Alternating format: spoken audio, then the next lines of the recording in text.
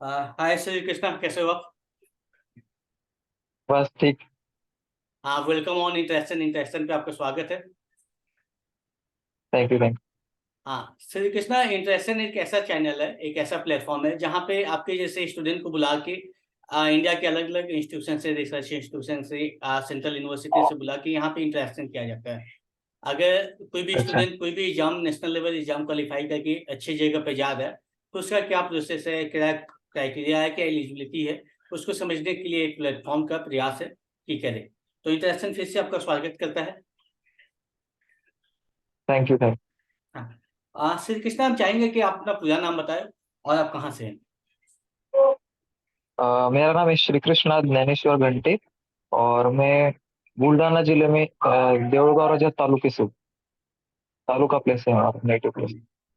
श्री कृष्णा, आप अभी क्या कर रहे हैं और आप ये बताइए। अभी नीट 2023 दी थी मैंने। और मेरा जब एमबीबीएस के लिए सिलेक्शन हो गया केएम हॉस्पिटल में, जीएसएम से एनडीएम हॉस्पिटल। तो अभी मैं मुंबई में एमबीबीएस कर रहा हूँ, फर्स्ट ईयर। अच्छा, मुंबई में आप एमबीबीएस कर रहे हैं। आप कॉलेज का नाम आपका क्या हुआ? State GS medical college and KEM hospital. अच्छा अच्छा। और इसका नीट में आपका कितना रैंक आया था, ऑल इंडिया रैंक? नीट में मेरा था 3869। अच्छा, 3869 रैंक था आपका। जी आपने कितने अटेम्प्ट में इसको क्लियर, इतना रैंक अचीव किया? जी। कितने अटेम्प्ट में आपने इसको स्कोर किया? मेरा फर्स्ट अटेम्प्ट था ये। फर्स्ट अटेम्प्ट में? जी हाँ। तो कहाँ से आपने इसका प्रिपरेशन किया था? मैं मतलब लातूर में था, कोचिंग में आईआईबी लातूर से मैंने प्रिपरेशन किया था। हम्म। और 11 से ही मैंने प्रिपरेशन स्टार्ट की थी, तो 11 12 2 ईयर के कोर्स में मैंने मतलब कंप्लीट किया था कोर्स। तो श्री कृष्णा, आपका 10th कब फाइनल हुआ था, 12th कब फाइनल हुआ था? स्कूलिंग आपने कहाँ से किया था? मेरा 10th तक मतलब नेटिव प्लेस में ही, मतलब देवघर राजा में ही किया था 10th तक। और बाद में 11th 12th में कोचिंग भी मैंने लातूर से की, और मेरा बोर्ड एग्जाम भी लातूर में ही था। तो ये श्री कृष्णा, आपने जो स्कोर लाया, ये तो अच्छा स्कोर है नेट में। तो आपने यहाँ केईएम कॉलेज को ही क्यों प्रेफर किया, और भी कॉलेज, यूनिवर्सिटी और भी इंस्टीट्यूशन है, मेडिकल कॉलेजेस है इंडिया में? अच्छा। तो मतलब पीएम की अगर बात कीजिए तो मतलब कॉलेज की एक अपनी लेगेसी, मतलब लगभग अभी 2 3 साल में 100 साल कंप्लीट होने वाले कॉलेज कॉलेज को तो। हम्म। और बड़े बड़े डॉक्टर्स भी ऐसे तैयार हुए। और महाराष्ट्र में मुझे नहीं लगता इससे कोई अच्छा कॉलेज है। तो वो मतलब मुझे जो जो भी कॉलेज मिलने वाले थे उसमें से सबसे अच्छा मुझे ये लगा। मतलब मेरी चॉइस ये, मतलब मुझे जो मिलने वाले थे उसमें सबसे अच्छा कॉलेज ये था, इसलिए मैंने ये चूज किया। तो और बाकी महाराष्ट्र। सभी मतलब सभी जो, मतलब क्या बोलते, सभी फील्ड में कॉलेज का मतलब अच्छा रैंकिंग है, तो इसलिए चूज किया इसको। तो महाराष्ट्र का नंबर वन कॉलेज है ये? हाँ जी। ये स्टेट गवर्नमेंट का है? नहीं जी, मुंबई कॉर्पोरेशन है। अच्छा। PMC, Brihan Mumbai corporation.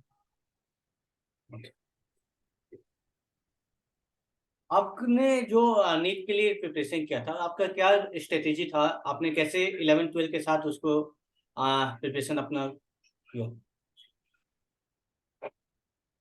तो 11th पे जब शुरुआत में आया तो मतलब मुझे भी ऐसा लगता था कि मतलब 2 साल का सिलेबस, मतलब 100 से ज्यादा चैप्टर्स, तो कैसे कर पाऊंगा, मतलब कैसे पॉसिबल है इतना याद रखना, हम्म। नीट में कर दिखाना। तो हम्म। मतलब ठीक है वह। फिर बाद में पता चला कि सबके लिए यही है जो मेरे लिए। तो फिर स्टार्ट किया, तो मतलब क्लासेस में जाते थे हर रोज, लेक्चर्स होते थे। तो उसमें मतलब टीचर जो बताते थे उस पे जाने का मैं मतलब मेरा वो कोशिश रहता था कि जैसे टीचर बोल रहे हैं वैसे ही करना, मतलब उसमें कुछ अपने मन से नहीं ऐड करना। हम्म। या हाँ मतलब जैसे टीचर बोल रहे हैं वैसे ही करना, उसमें कुछ बदलाव नहीं करना।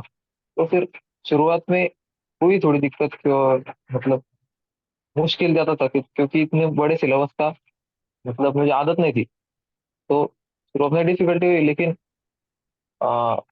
वो बोलते हैं ना कि करना ही है तो फिर रुकने की बात आती ही नहीं। करना ही था, तो कंटिन्यूअसली करता गया और फिर हो जाता है। तो आपने 12 के बोर्ड के साथ ही आपने इसका नीट का एग्जाम में अपीयर किए थे?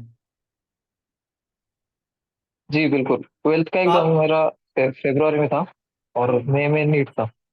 तो आपका सीबीएसई था? जी नहीं, स्टेट बोर्ड। स्टेट बोर्ड था, महाराष्ट्र बोर्ड। तो उस समय आपने आपका फिजिक्स को, केमिस्ट्री को बायोलॉजी के साथ आपने कैसे मैनेज किया? आपका तो ऑप्शनल में मैथ था या नहीं था? जी नहीं, मैथ मैंने लिया ही नहीं था, क्योंकि मतलब चौथा सब्जेक्ट हो जाता, हम्म। और मतलब बड़ा चौथा सब्जेक्ट तो वो पॉसिबल नहीं था, इसलिए मैथ नहीं लिया था, मैंने क्रॉप साइंस लिया था। तो फिजिक्स केमिस्ट्री का वही मतलब क्लासेस में जो बताते थे कि अ, मतलब तीनों सब्जेक्ट को इक्वल वेटेज देना अपने पढ़ाई में। भले बायो को ज्यादा मार्क्स है, लेकिन फिर भी फिजिक्स और केमिस्ट्री को भी साथ लेके चलना, यही मतलब फिजिक्स के लिए जो है वो, फिजिक्स के लिए इम्पोर्टेंट क्या है कि फॉर्मूला, मतलब फॉर्मूले में अपने को पता होना चाहिए कि फॉर्मूले में किसका मतलब क्या है, और हम्म। क्वेश्चन में वो क्या करके दिया होगा। तो ये सब हमें होना चाहिए। और केमिस्ट्री में अगर बात की जाए तो रिएक्शंस वगैरह ये सब याद होने चाहिए, उनका मैकेनिज्म वगैरह। तो यही सब था। तो एनसीईआरटी सफिशिएंट है या इसके अलावा भी आपने कुछ बुक को प्रिफर किया था? एनसीईआरटी सफिशिएंट था, और मतलब मैंने एनसीईआरटी बायोलॉजी के लिए तो सिर्फ एनसीईआरटी किया था। और मतलब हमारे आईआईबी में बहुत सारे एग्जाम्स भी होते थे, तो उसमें भी बड़ी हेल्प हुई थी। और फिजिक्स केमिस्ट्री में भी बात की जाए तो फिजिक्स केमिस्ट्री का भी क्लास का हमारा बुकलेट था, उसमें भी बहुत क्वेश्चंस थे। तो केमिस्ट्री में बात की जाए तो ऑर्गेनिक और इनऑर्गेनिक में पढ़ता था, और फिजिकल का उतना इंसाइट नहीं पढ़ा मैंने, तो क्वेश्चन ही सॉल्व करता था मैं। और फिजिक्स का तो कुछ नहीं, एक तो जो थियोरेटिकल चैप्टर थे वही मैंने पढ़े। मतलब मैं ऐसा नहीं बोलूंगा कि नहीं पढ़नी चाहिए एनसीईआरटी, पढ़ेंगे तो अच्छे ही, लेकिन अगर हमारे पास टाइम कम है तो नहीं हम्म। पढ़े तो भी चलेगा, और हमारा सब कुछ हो चुका है तो एनसीईआरटी पढ़ना कभी भी मतलब अच्छा ही। तो बायोलॉजी के लिए भी एनसीईआरटी को ऐसा ऑप्शनल लेके चलना है, या बायोलॉजी के लिए एनसीईआरटी को मैंडेटोरी है, कंपलसरी है पढ़ना? नहीं, बायोलॉजी के लिए एनसीईआरटी मैंडेटरी है, मतलब उससे बाहर कुछ आता ही नहीं नेट में। तो वही हम्म। मतलब, लेकिन होता क्या है कि हमें पता नहीं होता कि एनसीईआरटी इंपॉर्टेंट है, लेकिन उसमें से क्वेश्चन कहाँ से आए, तो उसके लिए क्वेश्चन इंपॉर्टेंट होते ही। जब हम क्वेश्चन अलग अलग क्वेश्चन प्रैक्टिस करते हैं, तो उसमें से हमें पता चलता है कि अरे यहाँ से भी क्वेश्चन आ सकता है वगैरह ऐसे, मतलब तो उस तरीके से हम तैयारी करने लगते हैं। हम्म। तो आपने एनसीईआरटी को बायोलॉजी का ये बता दिया इंपॉर्टेंस। केमिस्ट्री और फिजिक्स के लिए आपने बताया आपके पास टाइम है तो पढ़ो, नहीं है तो मतलब ऑप्शनल के लिए आपने बता दिया। एनसीईआरटी एग्जाम्पलर भी आता है, वे कितना फ्रूटफुल है? क्या आपने उसका कभी यूज किया? हाँ, एनसीईआरटी एग्जाम्पलर में बायोलॉजी का सॉल्व करता था, हम्म। फिजिक्स का भी कभी किया था, केमिस्ट्री का कभी ट्राई नहीं किया मैंने। थोड़े से उसमें डिफिकल्ट क्वेश्चन आते थे, लेकिन नीट में वो क्वेश्चन आ सकते हैं, मतलब ऐसे नहीं कि आएंगे, तो क्योंकि वो एनसीईआरटी का ही पार्ट है, तो हम्म। ऑब्वियसली इसेंशियल है वो भी करना। तो और मतलब आपने प्रीवियस ईयर को अगर देखा जाए तो कुछ कुछ क्वेश्चन उसमें से आए हुए हैं, इसलिए वो एक इम्पोर्टेंट बात होती है। तो आपने मॉक टेस्ट जो है आपने दिया है काफी बार, तो उसमें ऐसा हुआ है कि कभी आपका कम नंबर आया हो या कभी अच्छा आया हो? तो कम नंबर आने पे आप कैसे उसको टैकल करते हैं? कम नंबर तो बहुत बार आते थे, मतलब आखिरी तक तो आदत से हो गई थी कम नंबर ही आ रहे एग्जाम्स में। तो मतलब हमारे आईआईबी के टेस्ट पेपर्स भी उतने वो स्टैंडर्ड के होते थे कि मतलब उसमें अच्छा स्कोर करना एक मुश्किल काम था। हम्म। तो ठीक है, आते थे तो सबके आते थे कम मार्क्स, तो उसमें थोड़ा कभी कभी आता था टेंशन वगैरह, तो कुछ नहीं, दोस्त भी थे, तो फैमिली का तो बहुत ज्यादा सपोर्ट रहा है। हम्म। और एक एक जो बिलीफ होता है ना कि अपने अंदर भगवान है और हमारे लिए कुछ भी इम्पॉसिबल नहीं, ये मेरे अंदर बिलीफ है, तो हम्म। उससे मैं कुछ भी टैकल कर सकता हूँ। और मैं मतलब खुद को बहुत भाग्यशाली समझता हूँ कि मेरे मेरे पास ये विचार है, और इसलिए मैं आज तक खड़ा हूँ और इतना आगे बढ़ पा रहा हूँ, और आगे भी बढ़ता ही रहूंगा। ये काफी अच्छा बात आपने बताया। और अ, कृष्णा, तो इसके आगे आपने बताया कि कम नंबर कभी कभी बच्चे को डिप्रेशन हो जाता है, या पढ़ने की कभी कभी मन करता है गिव अप कर देने का, तो क्या करना चाहिए? Give up. ऐसा आपके बैच में कोई काफी तो बच्चे होंगे, उनको आप क्या बताना चाहेंगे? बिल्कुल वो होता ही है कभी कभी कि फ्रिक्वेंटली मतलब कम ही नंबर आ रहे हैं। तो हमारे दिमाग में टारगेट सेट होना चाहिए कि हम्म, हमें तो करना ही है अभी, मतलब हमारा टारगेट है ना तो करना ही है। मतलब इससे दूसरा हमें वे ही रखना नहीं है कि ये छोड़ के मुझे ये करना है, नहीं मुझे यही करना है और ये मुझे परफेक्टली करना है और मैं करूँ करके ही दिखाना है। तो मतलब अ, मेरा कैसा था कि मैं 11 12 में भी जो स्वाध्याय केंद्र के बारे में आपको पता होगा, नहीं पता नहीं मुझे, तो उससे कनेक्टेड था मैं। तो और उसका युवा केंद्र होता था, तो युवा केंद्र में क्या होता था कि अलग अलग चरित्र दर्शन या फिर गुण दर्शन, मतलब अलग अलग जो पर्सनैलिटीज है उनके बारे में कुछ बातें आती थी। कुछ गुण दर्शन मतलब क्या बोले हम, व्रत निष्ठा या हम्म, फिर समय सूचकता, मतलब हमने कैसे टाइम मैनेज करना चाहिए, कैसे हमारे जो टारगेट है उसकी तरफ हमें अप्रोच करना चाहिए। ये सब बातें जो कि अ, ऐसे नहीं, मतलब वो वैलिड बातें जो हमारे वेदों उपनिषदों ने बताई है, हम्म, वैसी बातें वहां पर होती थी। तो वो एक रियल मोटिवेशन है, मतलब ऐसे कुछ उसमें कुछ गलत नहीं बताती वो सब कुछ वैलिड है। तो हम्म। उन विचारों के साथ चलते हुए मैंने मतलब वो टैकल कर था। और मुझे भी आता था टेंशन वगैरह, लेकिन वो उन विचारों से और युवा केंद्र के दोस्तों के मदद से मैंने सब कुछ करके दिखाया। तो आपका इस पर अगर कंक्लूजन निकाला जाए तो आदमी जितना स्पिरिचुअल रहेगा और जितना डिसिप्लिन रहेगा उतना ज्यादा अपने लाइफ में बेटर परफॉर्म कर सकता है। बिल्कुल बिल्कुल, मैं तो यही मानता हूँ। डिसिप्लिन होना काफी जरूरत है। और मतलब WHO ने भी अभी जो हेल्थ का डेफिनेशन दिया है उसमें भी हम्म, उन्होंने लिखा है स्टेट ऑफ स्पिरिचुअल वेलबींग भी उसमें ऐड किया है। तो स्पिरिचुअल वेलबींग भी अपना होना चाहिए, हम्म। तो तभी मतलब उसका मजा लेना पॉसिबल है। आपका आप ये बताइए कि 2 साल का जो आपका संघर्ष रहा, इसका आपका इसमें आपका क्या शेड्यूल रहा पढ़ने का, मंडे टू फ्राइडे संडे, 7 दिन का, और क्या टाइमिंग था, कितने आवर आप स्टडी करते थे? अ, हमारा कैसा होता था कि मंडे टू सैटरडे हमारा क्लासेस होते थे हम्म, 6 आवर्स के लिए। तो छह हम्म, लेक्चर होते थे, दो फिजिक्स, दो केमिस्ट्री, दो बायोलॉजी। हम्म, और उसके सिवा मतलब 6 आवर्स का क्लास और उसके बाद हम्म, सेल्फ स्टडी के लिए टाइम होता था। तो हम्म, उसमें मेरा नियरली 11th में थोड़ा कम होता था, 4 5 घंटा। और लेकिन 12th में 6 या 7 घंटा होता था। और हम्म, लास्ट क्लास में तो करना ही पड़ता था, मतलब last 2 to 3 month 7 8 hours hmm. Self study हो जाता था क्लास को छोड़ के। तो नंबर ऑफ आवर कितना हो गया इसका, क्लासेस को लेके या सेल्फ स्टडी को लेके? टोटल मतलब 6 आवर्स क्लास और नियरली 7 to 8 आवर्स स्टडी, मतलब लगभग 14 hours, 13 to 14 hours. Every day? हाँ। अच्छा, इतना मेहनत करने के बाद भी मॉक टेस्ट में कम नंबर आता था, तो कभी कोई बोले, कभी कोई कुछ भी बोल दिया, डिमोटिवेट कर दिया, या खुद से भी डिमोटिवेशन फील हो गया, तो उसको कैसे आप, मतलब दूसरे की बातों को ज्यादा कैसे इग्नोर करें? अपना तो आपने बता दिया कैसे मोटिवेट रहें, दूसरे दूसरे की बातों को नजरअंदाज कैसे करें? दूसरे की मतलब अगर हमारा हमें जो विचार है वो अगर हमारा पक्का है, तो दूसरे की निगेटिव बातों की तरफ हमारा ध्यान ही कैसे जा सकता है। ये भी एक बात है कि अगर हमें पता है कि हम सही है और हम सही रास्ते पर जा रहे हैं, तो दूसरा हमें कोई भी बोले तो उससे हमें फर्क पड़ना ही नहीं चाहिए। और कोई हम्म, पड़ा भी तो बात कर लेता था किसी से। मैं तो घर पे फोन लगाता था, पापा से बात कर लेता था, हम्म। भैया से बात कर लेता था। तो वो हो जाता था, मतलब उसमें कुछ बड़ी बात नहीं।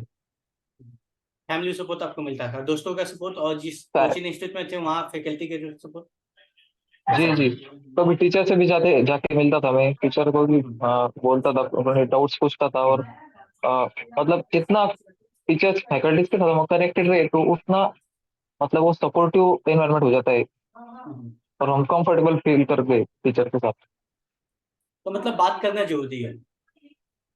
जी बिल्कुल, मतलब फैकल्टी के साथ कांटेक्ट करना तो जरूरी है। मतलब और जब भी हम मतलब हमारे अगर पहचान है फैकल्टी के साथ, हम फ्रिक्वेंटली उनसे मिल रहे हैं, तो हम्म, मतलब वो सिखाते हैं तो उनकी तरफ ध्यान देना मतलब क्या होता है, हमारी रिस्पॉन्सिबिलिटी बन जाता है कि अरे ये तो हम जानते हैं, तो हमें ध्यान हम्म, देना ही पड़ेगा, मतलब ऐसे हो जाता है। और अगर पहचान वाले नहीं है तो ठीक है, कुछ मतलब हम उतना सीरियसली लेते नहीं, ऐसा हो जाता है। तो ऐसा भी काफी बार हुआ है कि अगर फैकल्टी के साथ आप ज्यादा इंटरेक्शन कर रहे हैं तो वे आप पे ज्यादा ध्यान भी देते हैं बाकी बच्चों के कंपेयर में।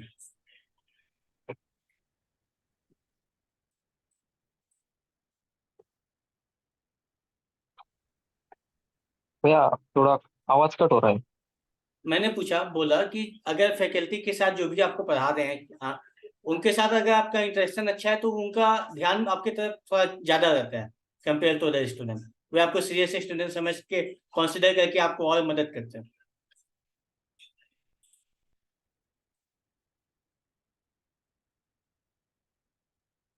इसमें इंटरेस्ट है, और अगर उनको पता चल गया कि हमारा उस टॉपिक में इंटरेस्ट है तो हमें बताना वो जरूरी समझते हैं कि ये करना चाहिए, ये नहीं करना चाहिए, और एडिशनल इन्फॉर्मेशन देना भी जरूरी समझते हैं। ये उसमें इम्पोर्टेंट बात है। और आप ये बताइए कृष्णा कि सिलेबस कब तक कंप्लीट होना चाहिए? सिलेबस मतलब मेरी अगर बात कीजिए तो हमारे कोचिंग का सिलेबस दिसंबर 2022 तक खत्म हो गया था। मतलब हमारे पास प्रिपरेशन के लिए कंप्लीट 4 महीने थे। 4 महीने तो मतलब उसमें से 1.5 महीना तो बोर्ड ही था। अच्छा। मतलब तो 2.5 महीने बचे थे हमारे पास। तो उसमें हमारा लगभग 30 to 40 चैप्टर्स अराउंड हुए थे टेस्ट, और 20 मॉक टेस्ट हमने दी थी, मतलब फुल सिलेबस टेस्ट। अच्छा। तो इतनी हमारी प्रैक्टिस हो गई थी, तो इसलिए उसमें कुछ मतलब प्रैक्टिस इतनी हो गई थी कि फाइनल पेपर में उतना कुछ डिफिकल्ट लगा नहीं हमें। तो जितना ज्यादा आप मॉक टेस्ट दे रहे हैं उतना ज्यादा इंपॉर्टेंस है। अगर उसमें कुछ कम हो रहा है तो आप जहाँ पे कमी है उसको सुधार कीजिए और फिर नेक्स्ट टेस्ट जी। दीजिए। ये इंपॉर्टेंस है। हाँ हाँ।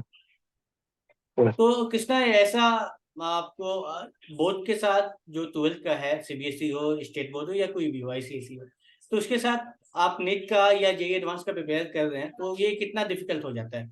क्या नीट के प्रिपरेशन के साथ बोर्ड भी मैनेज हो जाता है उसकी, या उसके लिए अलग से टाइम देना है? अलग से टाइम तो हमें देना ही नहीं, क्योंकि सब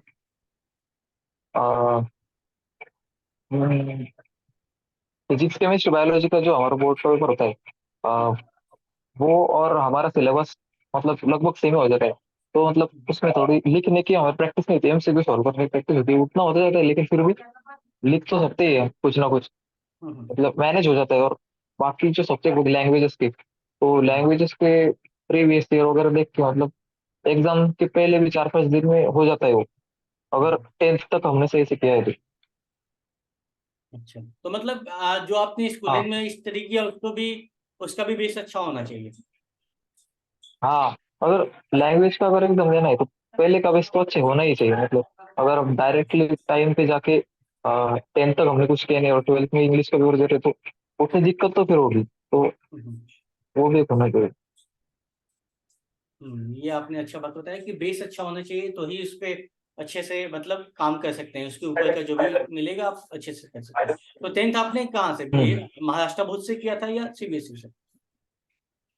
10th भी मैंने महाराष्ट्र बोर्ड से किया है। यहाँ पे सीबीएसई के बच्चों में क्या प्रॉब्लम होता है ना कि 10th तक सीबीएसई का सिलेबस बच्चों वाला है और 11th 12th में काफी वाइड हो जाता है, तो ये इसको हैंडल करना काफी डिफिकल्ट हो जाता है। आ, मतलब जो 10th तक स्टेट बोर्ड और सीबीएसई बोर्ड में कुछ डिफरेंस हम्म। नजर नहीं आता। हम्म। 10th तक वो जो सिलेबस है, हम्म। एनसीईआरटी का सिलेबस और स्टेट बोर्ड का सिलेबस लगभग सेम हो जाता है। और हाँ। शायद स्टेट बोर्ड का थोड़ा ज्यादा हो जाता है 10th के सिलेबस में। अच्छा। हाँ। तो मतलब 11th 12th में कुछ दिक्कत आती नहीं वैसे स्टेट बोर्ड के स्टूडेंट्स को। हम्म। अगर मतलब ऐसा कोई बोल रहा है कि सीबीएसई वालों को थोड़ा इजी जाता है तो वैसी कुछ बात नहीं है, स्टेट बोर्ड वाले भी कर सकते हैं। हाँ, मतलब जो बच्चा जितना मेहनत कर रहा है उसके पे डिपेंड कर रहा है कितना अंडरस्टैंडिंग उसका है हाँ किसी सब्जेक्ट को बिल्कुल। लेके। हाँ हाँ हम्म। तो आपने डॉक्टर बनने के विषय में कब सोचा था, कब आपको लगा कि आई वांट, मतलब मुझे डॉक्टर बनना चाहिए? अच्छा, तो मतलब मेरे तो दोनों भाई है, तो हम्म। बड़े भाई तो वो भी मतलब एमबीबीएस कर रहे थे। तो अच्छा, कहाँ से? इसलिए मैंने मेरा जो मतलब बड़ा भाई है, मतलब कजिन और जॉइंट फैमिली, तो मेरा हाँ। कजिन उसने एमबीबीएस किया था यहाँ पर नायर नायर हॉस्पिटल में, मुंबई में, एएनएमसी मुंबई। तो मतलब मैं बहुत छोटा था तब, हाँ, हम्म। फर्स्ट या सेकंड स्टैंडर्ड में।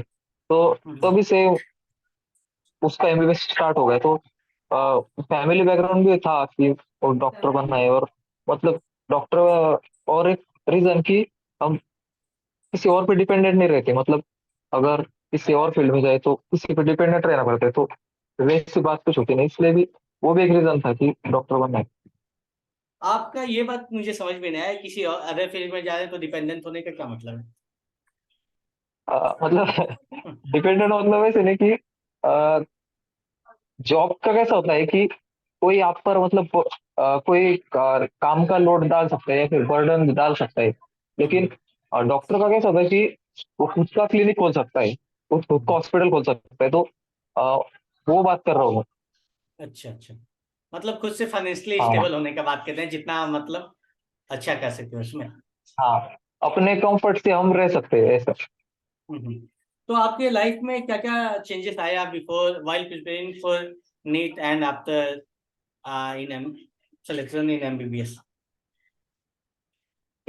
आ, पहले नीट के टाइम पे कैसा था कि मतलब थोड़ा मेहनत थोड़ा ज्यादा था कि कंपटीशन था, कॉम्पिटेटिव एग्जाम देना था। तो उस टाइम पे कंपटीशन रहता था। अभी एमबीबीएस में कैसा होता है कि हमें कंपटीशन नहीं करना होता है, सिर्फ हमें जो नॉलेज है वो गेन करना होता है, पढ़ाई करना होता है। तो वो एक चेंज है, पढ़ाई तो करना ही है, मतलब एमबीबीएस में आके भी हमें अ, अगर पढ़ने की इच्छा है तो कितना भी पढ़ सकते हैं, मतलब, लेकिन फिर भी हमारी मर्जी है वो कितना हमें पढ़ना है या नहीं, वो एक बात है। हाँ, ये तो आपके ऊपर है, आपको आगे पीजी करना है या नहीं हम्म। करना है। तो आपका एमबीबीएस के बाद का क्या प्लान है? आपने एमबीबीएस के बताया बाद तो कि मतलब, कहाँ मतलब जहां तक पढ़ सकते हैं, तो आपका एक अपना प्लान होगा ना, यहाँ तक पढ़ना है। हाँ, जी जी बिल्कुल। एमबीबीएस के बाद मेरा मतलब, मैंने जो बता स्वाद लेकर परिवार की एक वो सब शैक्षणिक संस्था है, एक तत्व ज्ञान विद्यापीठ, तो वहाँ जाने का एक प्लान है। मतलब वो 2 साल का कोर्स होता है, और मतलब पुरातन जो अपना तपोवन पद्धति का जो शिक्षण था वैसे वहाँ पर वो मिलता है, और उसके बाद भी पीजी करने का भी प्लान है। अच्छा अच्छा। तो आपका अभी आपने जो नीट का प्रिपरेशन किया और अभी आपका एमबीबीएस का फर्स्ट ईयर का क्लास चल रहा है, दोनों में डिफिकल्ट क्या है? वो बताना तो बहुत मुश्किल है अभी, क्योंकि और नीट में भी पढ़े था और यहाँ भी उससे भी बहुत ज्यादा पढ़े, लेकिन हम्म। ऐसा बोल के मैं डिमोटिवेट नहीं करता अच्छा था किसी को एमबीबीएस में नहीं आने के लिए, लेकिन ऑब्वियसली एमबीबीएस तो नीट से इजी है। अच्छा। तो मतलब फर्स्ट हाँ। ईयर है आपका इसलिए इजी लग रहा है कि आपके सीनियर से इंटरेक्शन हुआ इसलिए बता रहे हैं? आ, वैसा मतलब पढ़ाई तो है ही, पढ़ाई को ना नहीं बोल रहा हूँ मैं कि जितना हमें पढ़ना है उतना पढ़े, मतलब पढ़ाई कभी खत्म ही नहीं होता इतना पढ़े, लेकिन कंपटीशन नहीं है। हम्म। कंपटीशन मतलब हम अगर चाहते हैं कंपटीशन करना तो कर सकते हैं, लेकिन आ, उतना उतना हमें प्रेशर नहीं होता है कि अगर पढ़ेंगे नहीं तो सिलेक्शन नहीं होगा, ऐसा कुछ नहीं होता है। हम्म। आप तो एडमिशन ले लिए सिर्फ पास होने के लिए, सीखने के लिए पढ़ना है। हाँ आप माइंड में रहता है सीखना है इसलिए पढ़ना है, क्योंकि पेशेंट को अच्छे से उसको देख सके। हाँ हाँ, वही वही। अब ऐसा नहीं है कि पहले जैसा कि एग्जाम निकले कि नहीं निकले, एडमिशन हो या नहीं हो, ये थिंकिंग प्रोसेस अब खत्म हो जाता है ना। हाँ हाँ हाँ वही। और ये अपने प्रिपरेशन के साथ आपका पर्सनल लाइफ को कैसे बैलेंस करना है? जैसे काफी कोई 11th 12th में आने के बाद रिलेशनशिप में भी आता है, या किसी का कोई फाइनेंस इश्यू होता है, या जो भी पर्सनल इश्यू हो गया, सोशल इश्यू हो गया, तो उसको कैसे बैलेंस करना है? आ, ये मतलब आ, अगर हमारा मतलब टारगेट फिक्स है ना, तो कोई हमें डिस्ट्रैक्शन हो ही नहीं सकता।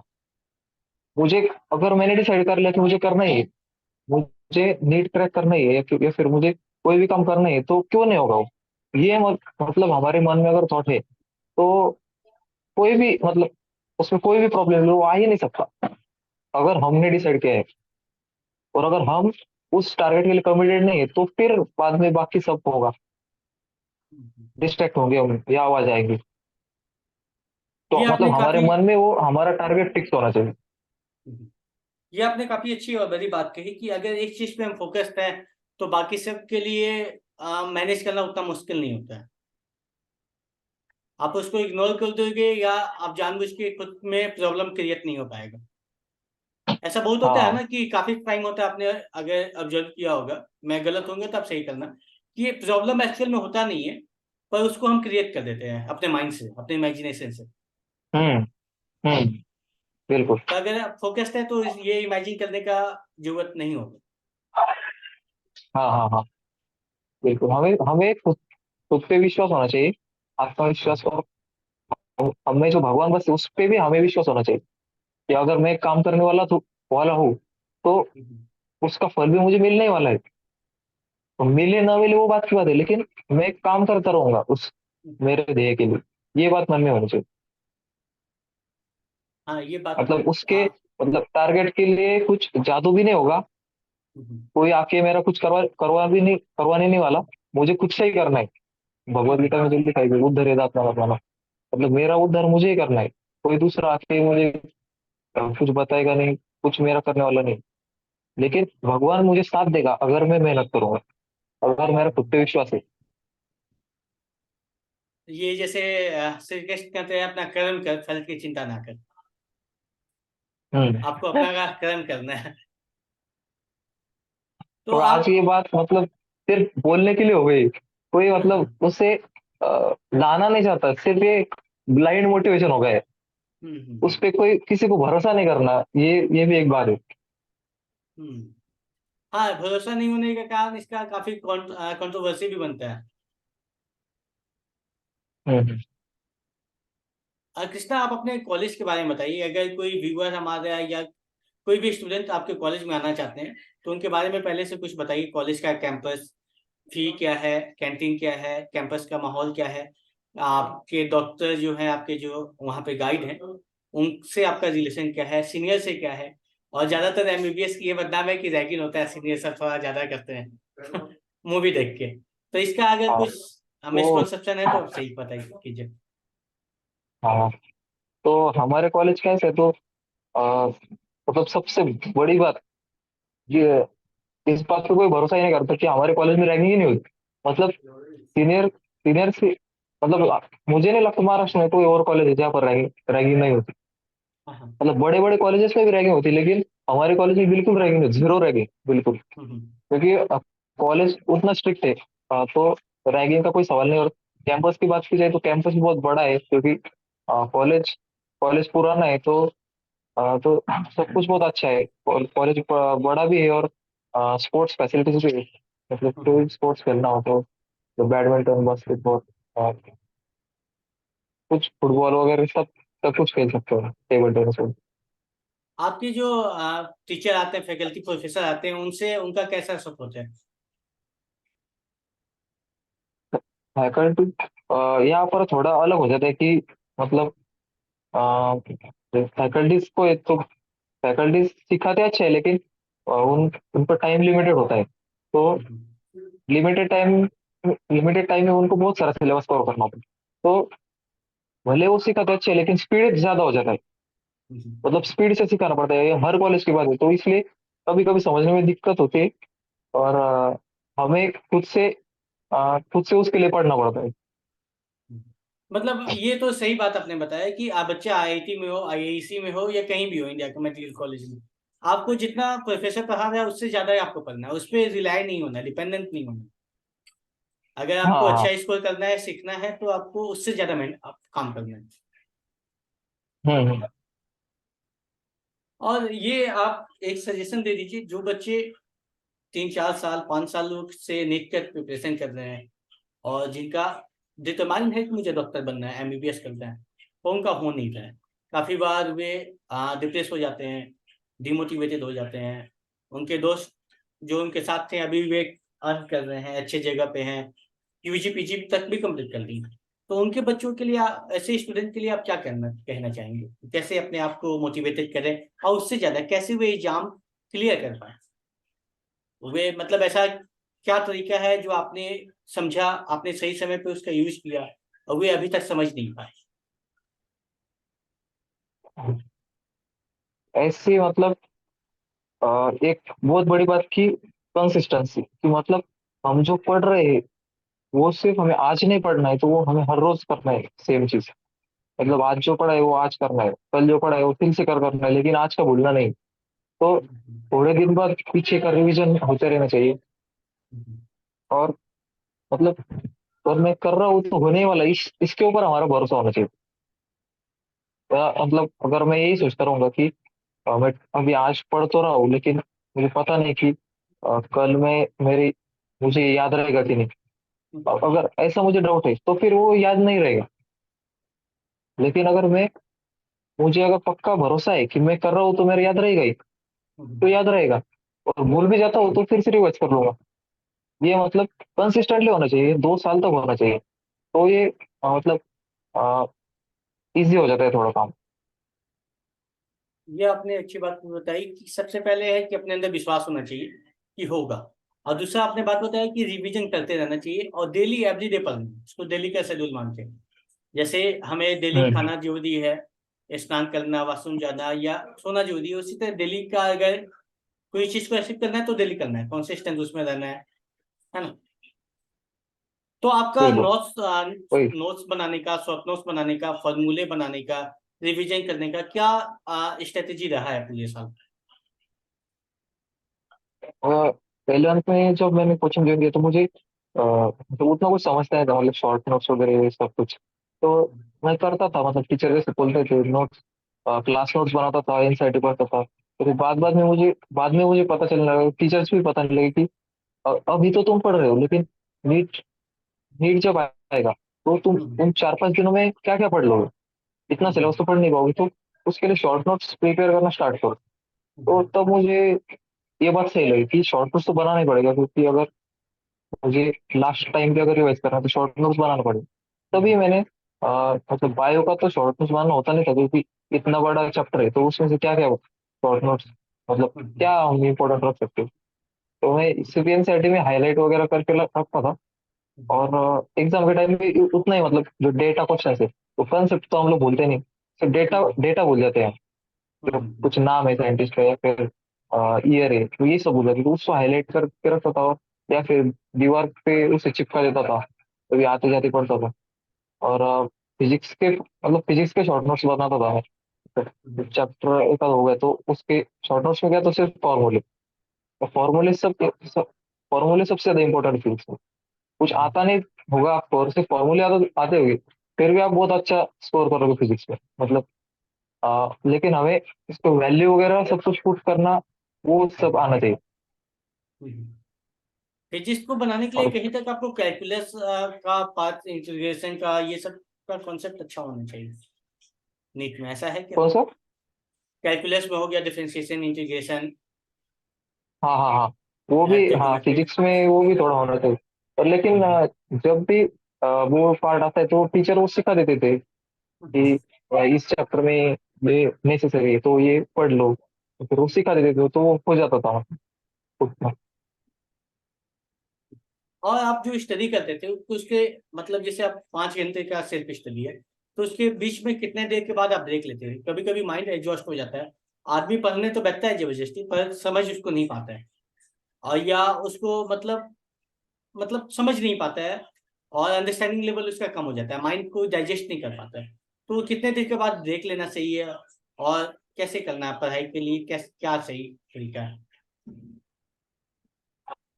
हम्म, बिल्कुल सही बात बोले आपने कि कभी कभी हो जाता है पढ़ाई करते समय कि अभी इतना पढ़ लिया और कुछ भी याद ही नहीं रह रहा है, मतलब दिमाग में कुछ जा नहीं रहा अभी। तो ऐसे टाइम पे मतलब अ, एक टाइम टेबल फॉलो करना चाहिए कि अभी मैं मतलब दिमाग में सेट करना चाहिए कि अभी आधा घंटा पढ़ूंगा, उसके बाद 10 मिनट में टाइम पास करूंगा या फिर कुछ भी, एक कुछ अदर बुक पढ़ूंगा या फिर कुछ अपना करूंगा। हॉबी तो वो हॉबी को मतलब हॉबी को कैसे? फॉलो करनी है, अपने हॉबी को हाँ फॉलो हाँ, करनी है। हाँ वो भी हो सकता हम्म, हाँ, तो वो क्या हो जाता है कि मतलब एक रिवॉर्ड सा हो जाता है वो हमारे लिए कि आधा घंटा पढ़ लिया तो 5-10 मिनट हमने कुछ अदर ब्रेक ले एक्टिविटी के लिए लिया। पानी पी लिया, ऐसा कुछ ब्रेक ले लिया, हम्म, और फिर आधा घंटा पढ़ लिया, फिर 5 मिनट ब्रेक लिया। तो ऐसा करने से क्या होता है कि अ, हमारे माइंड को एक टाइम मिलता है हम्म, कि वो पीछे वाली जो चीजें उसे कैप्चर कर सके, और आगे जो हम पढ़ने वाले उसके लिए उसे एक रेस्ट मिल जाती। तो हम्म। वो भी एक मतलब अच्छा स्ट्रेटेजी। ये आपने अच्छा बात बताया, इसमें मैं एक पॉइंट को ऐड कर दूंगा कि आदमी जो ब्रेक लेता है तो वे ज्यादातर फोन पे जाता है यूज करने, थोड़ा सा फोन चला लिए, इंस्टा का हाँ रील्स देख लिए, रिप्लाई दे दिए। तो एक्चुअल में ये तो लगता है कि माइंड फ्रेशिंग है, पर एक्चुअल में ये होता नहीं है। आपका एनर्जी उसमें ज्यादा कंज्यूम होता है। बिल्कुल बिल्कुल। हाँ, और सोशल मीडिया का मतलब 11वीं 12वीं तक तो सोशल मीडिया मतलब होना ही नहीं चाहिए बिल्कुल। मतलब मेरा तो अभी तक इंस्टाग्राम मैंने अकाउंट नहीं खोला है। मतलब फर्स्ट ईयर में हूँ, फिर भी मतलब वो अलग बात है, मुझे उतना पसंद भी नहीं सोशल मीडिया, लेकिन आ, उसके डिसएडवांटेज भी बहुत है ऐसा मुझे लगता है, तो इसलिए मैं हाँ नहीं करता यूज। हाँ, तो ये भी अच्छा है, अगर आप एक काम पे हैं तो उसको आ, अगर आपको इम्पोर्टेंस है तो यूज कीजिए, नहीं है तो उसको बस नाम के लिए छोड़ दीजिए। कोई ऐसे आप बिल्कुल। कंपलसरी तो नहीं है कि आप कॉलेज में आ गए तो ही आपको उसका एलिजिबिलिटी है यूज करना है। हाँ, वैसा कुछ नहीं। हाँ, वो मतलब हमारी चॉइस है हमें करना है कि नहीं। हम्म। और एक लास्ट एडवाइस आप दे दीजिए, 1 मिनट में हमारा सेशन कंप्लीट हो जाएगा। कि जो अगर नीट में जिसका नहीं होता है वे अदर बैकग्राउंड में जाना चाहते हैं, जैसे किसी अदर फील्ड में चले गए कि यूजी के लिए, या